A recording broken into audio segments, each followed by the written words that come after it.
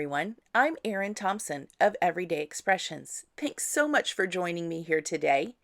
I am so excited to share this really cute mixed media card featuring the new February release from Picket Fence Studios entitled Nature's Wonderland. I began this card by foiling some card fronts from the new Fabulous Foiling Toner cards, the Bee's Knees, and then there's also a pack with this release called Flutterfly, but I'm going to feature the Bee's Knees because I wanted to create a sticky, sweet, drippy kind of mixed media, funky kind of card for this. So I begin with my mink and I turn it on. And the recommendation for using a mink and foiling is that you set it on a level 3. If you set it too high, actually the toner, the foil will not adhere to the toner sheets as well. So level 3 is definitely what's recommended and I find gives the best results. So the plastic covers you see there are actually called a carrier sheet, and you will take a foiling card, cut a piece of foil to the right size, and you'll see I have a little brush there that if you follow Nancy Stamps from Foiling Snobs or some other people, they recommend different things, but it's best to use either a brush or even an anti-static pad like for a Swiffer and wipe your card front and your foil down before you run it through your machine. And that way it eliminates any dust or pet hairs, anything you might have that would be staticky and stick to those pieces. So remove that and then you'll have a much better effect. I will tell you, I was using the brush, but I started using a Swiffer sheet, and I think I like that even better. It definitely gets any kind of hairs or dust that are around. So you want to place your card in the carrier sheet, and then place your foil pretty side up. Run it through the machine, and then pull it out, and there you go. Ta-da! You get the most beautiful foiled effects. And so you'll see I do several sheets here because I'm not really sure exactly which one I want to use. I also use some different gold foils that Picket Fence Studios has in the shop. I find on this one with the bees, the prismatic effect, the highly flaked effect is absolutely stunning on this one. It might have been my favorite one. So you'll see it right here. And then we'll see if the light catches it. I don't even know that this does it justice because those flakes just make it sparkle and shine like they're gold gems in there. Absolutely beautiful. So here are the 3 that I picked out, and then you'll find in a second I actually set one aside.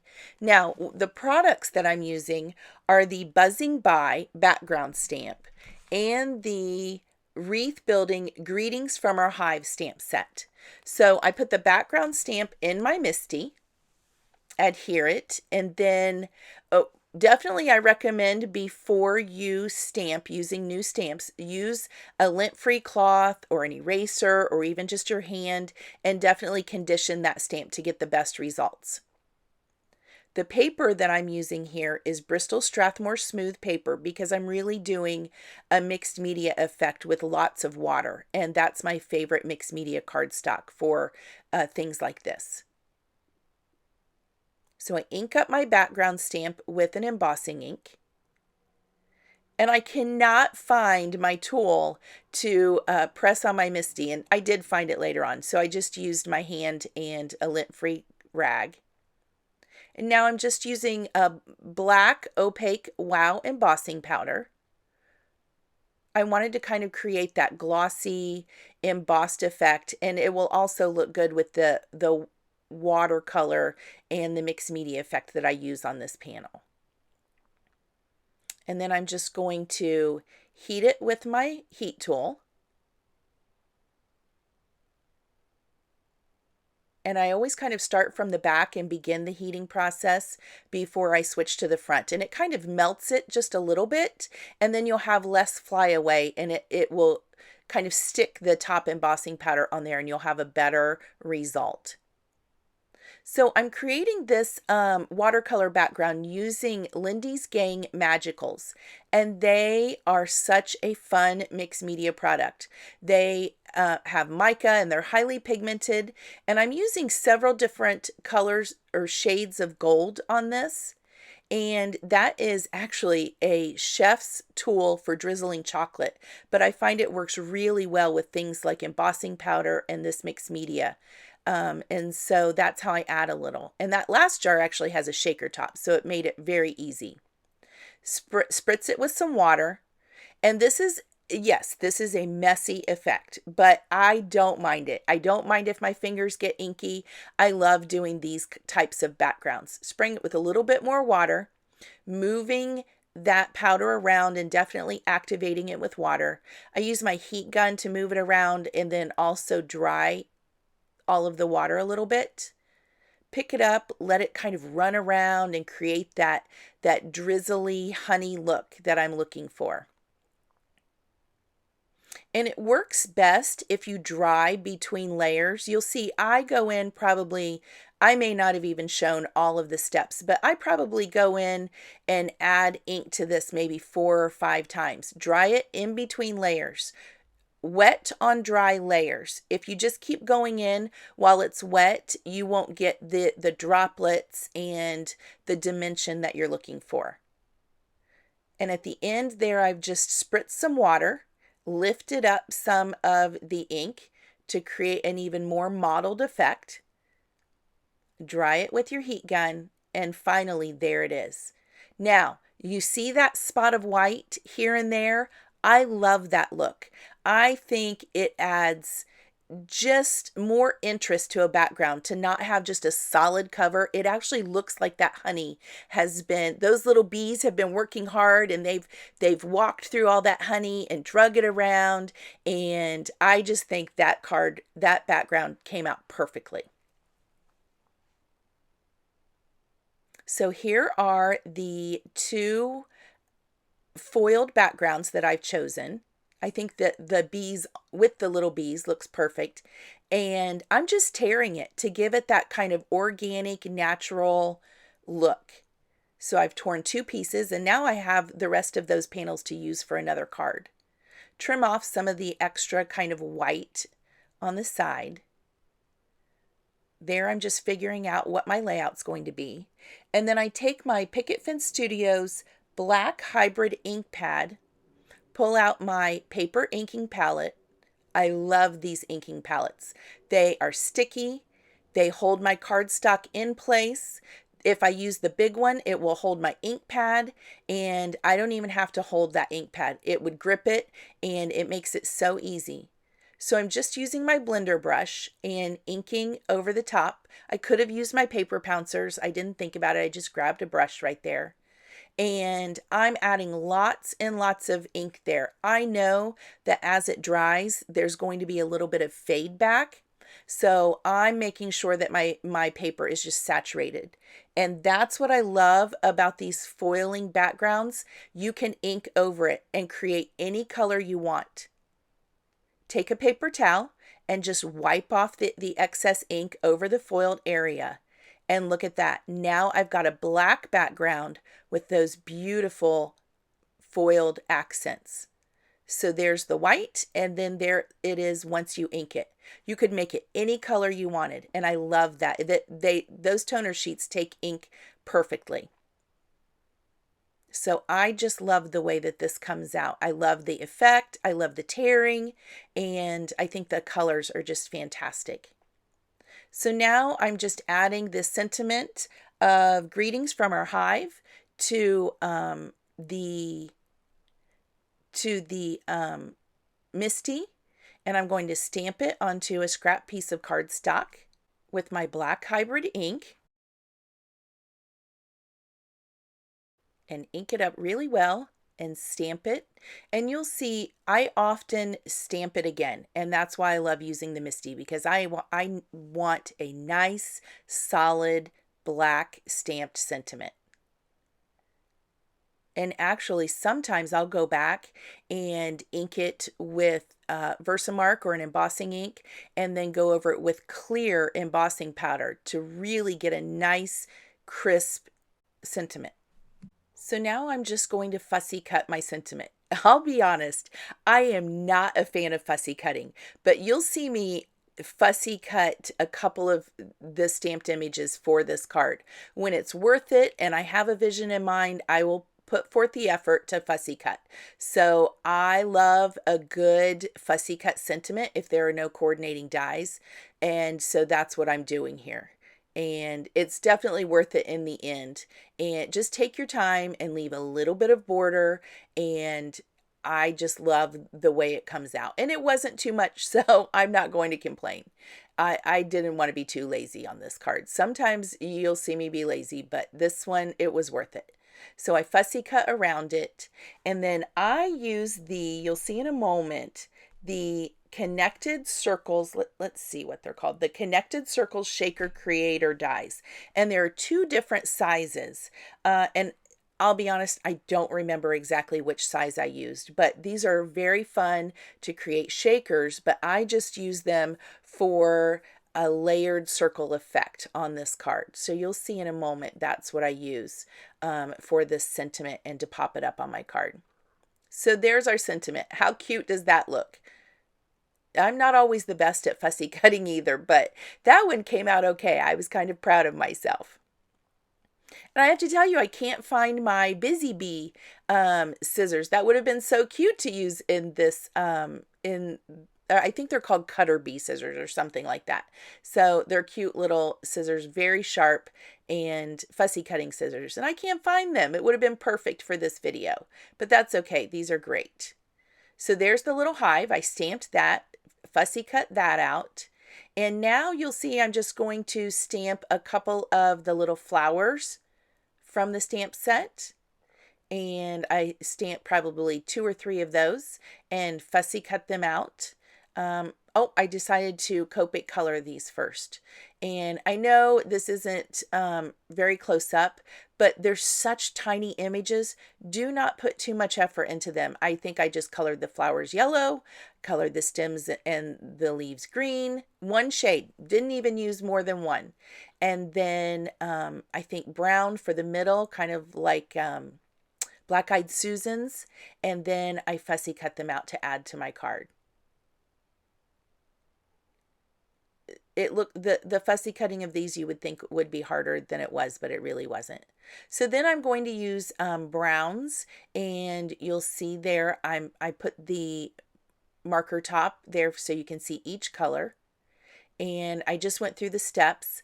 I'm not a professional Copic colorer, but I do okay. And so I definitely go through the steps. My usual process is that I'm one of those that I lay down a base color, the lighter color, and then I go through and now this one I did not go up through the medium shades and then to the darker and then go back down. For little images like this, I don't find that you have to. I put down a base layer, but then I went right in with the darkest shades and then moved down to the middle and then blended it all out. But tiny little images like this, do not stress about it. It doesn't take a lot of work, and it looks fine. No one's going to notice. And I find it looks okay not to be perfectly blended either.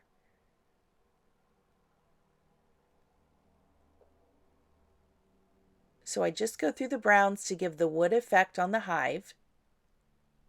Add some shading.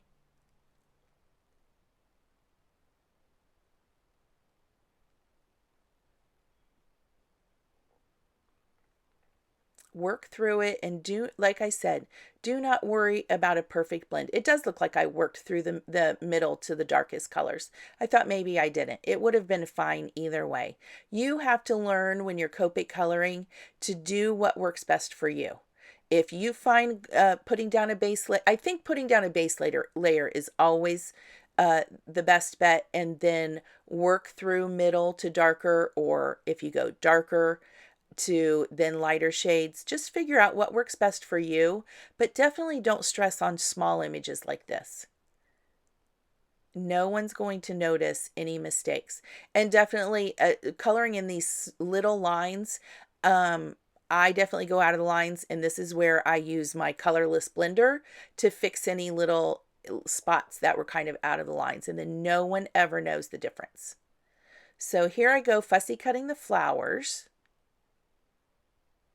I wasn't real careful about them because you won't see them that much, but I do like that they were fussy cut so I can place them where I want on the circles on the card.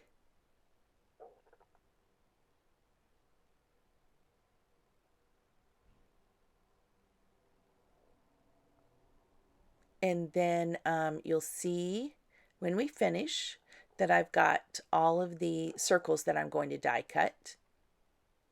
I think this would have been so pretty also to use those circles and create a shaker and use like some amber and some gold and some yellow to create that shaker and kind of an image of honey in behind the shaker. Wouldn't that be cute?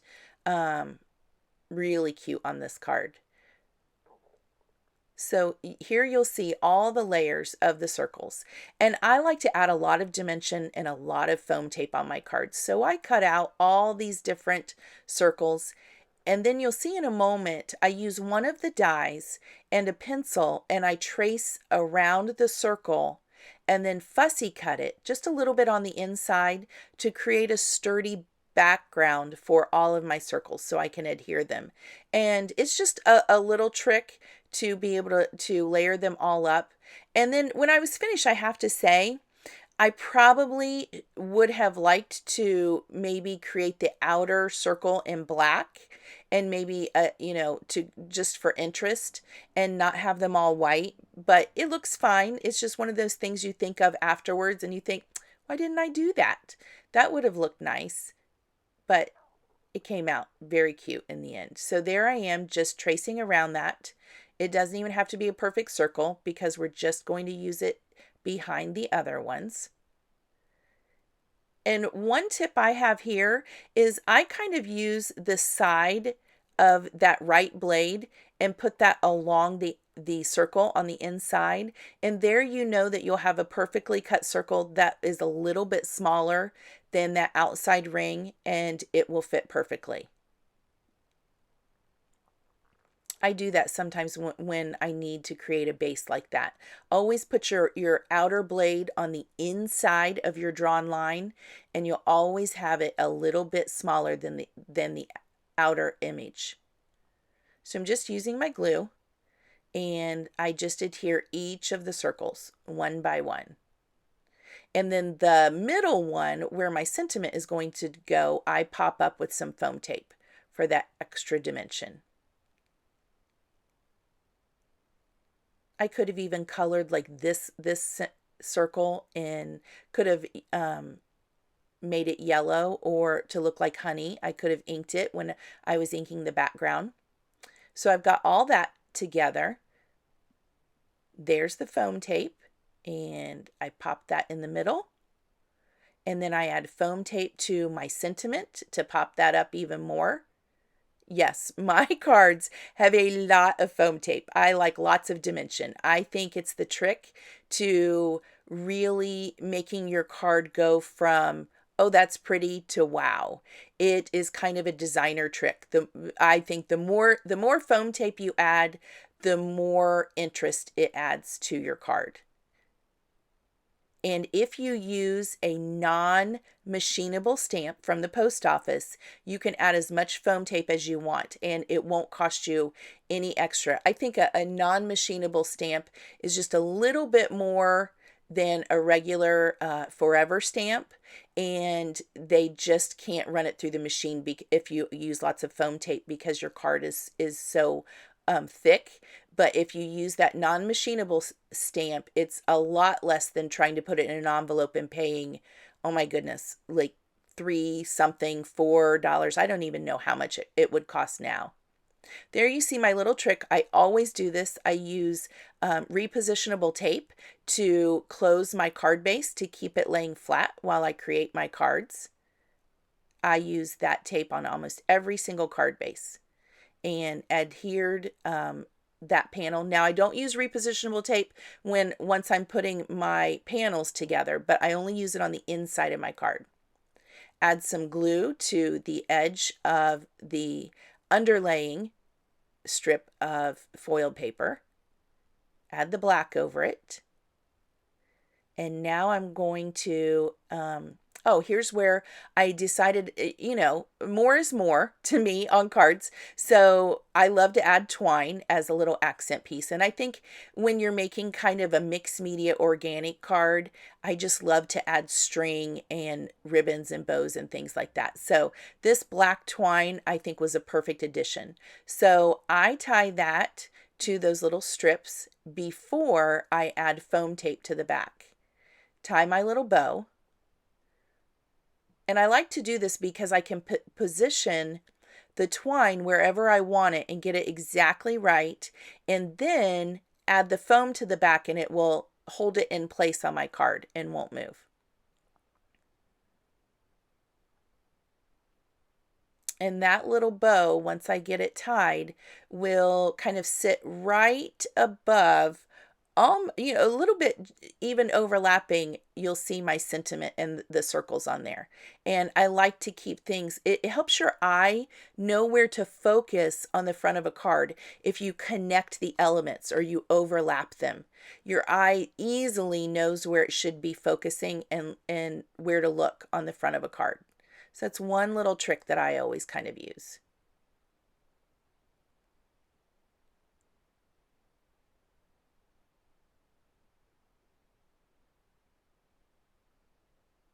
Kind of separating out that twine for more interest. And here I'm going to add the foam tape.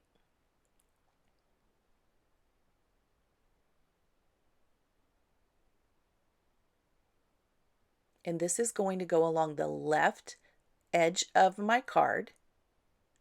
And you notice when I placed that background panel, I did not want to cover up that white spot.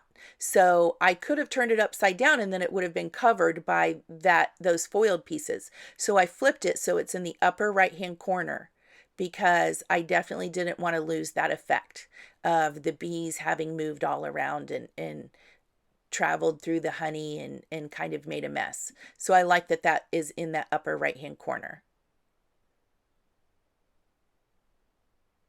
And I added a little bit of foam tape to the right there. That's what I'm doing. I'm adding a little bit of foam to the right side of that circle die cut so that it's popped up even with that foam that's underneath the foiled cardstock. I add a little bit of foam to one side of my beehive so that then it will be even with the popped up middle circle with the sentiment. Goes right over the string. And now I'm just going to decide where to glue those little flowers. This is where having those reverse tweezers. I love my reverse tweezers. Do you have reverse tweezers in your stash, in your crafty tools? I have several pair because I tend to lose them in the messiness on my desk. But I just love them. When I do lose them, I panic because I have to find another pair because I use them for so many different things. I love them. I highly recommend having those as a tool in your craft room.